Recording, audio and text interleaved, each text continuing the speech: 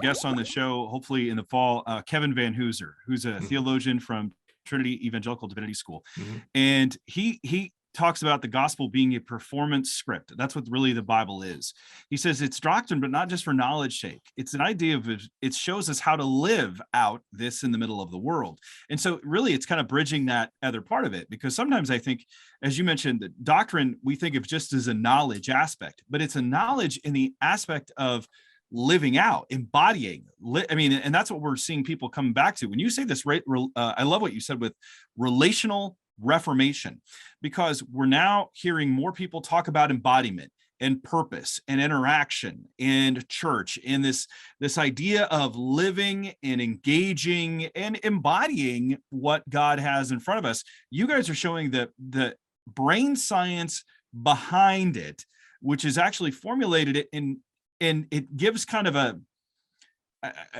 boldness perhaps to it. I keep thinking of a text on a screen, a Word document, and you're emboldening it, saying this is already there and we just need to pay attention to it. And the scripture's already talking about it. And here's why. This is actually what occurs in your brain as we go about this.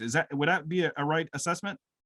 Yeah, exactly. You know, the author of our brain was also the author of scripture, and we should expect them to agree with each other, right? We're surprised sometimes when it does, but now, you know, I've seen it so many times with all of these things, with the importance of joy and the centrality of love for any kind of change, how the church is supposed to act like a family and function as a family.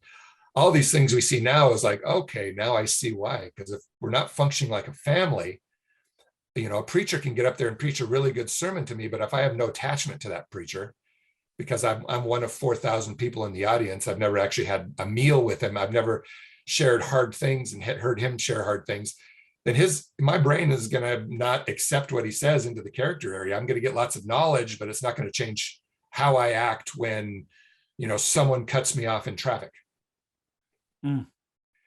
Now, if on the other hand, I know a person who's more mature than I am, and I'm bonded to, and I actually see someone cut him off in traffic, and I see him act or she act in a way that's very different, maybe than what my default reaction would have been from my childhood, etc.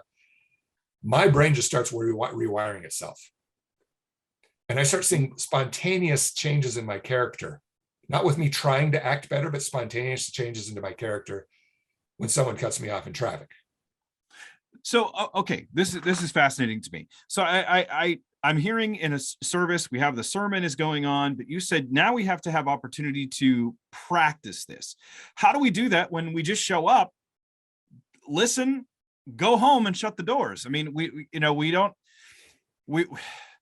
I remember taking a course years ago where we had to learn how to exegete our community, where we had to understand the belief systems of our community. And I know just in where I'm living right now, let's say we're in a suburb, you see the garage, very small front porch, you pull in, shut the garage door, and people are in their own little oases separated from everyone else. How do we get our people outside to engage with people and practice this stuff? Well, that's kind of like I said before, it's almost like a basic rewiring of how we do church. Like what we're doing now is not even designed to do that, right? Right, it's not. That's why it's failing. And so, you know, the typical answers, the template answers, oh, we have small groups and we get people into small groups. But small groups don't necessarily become high joy and high hesed, you know, love, and then build our group identity unless we're intentionally doing that. And most people who are writing the curriculums for small groups, have they been doing this for a year or two and understand it? Like, is the whole substructure there where we all are agreement that we're doing things as a family now, not as an organization? And so again, I don't have good answers. What I'm saying is let's start trying stuff out and see what works and what doesn't work. Okay, but let's not keep doing what we're doing because we know this is not working.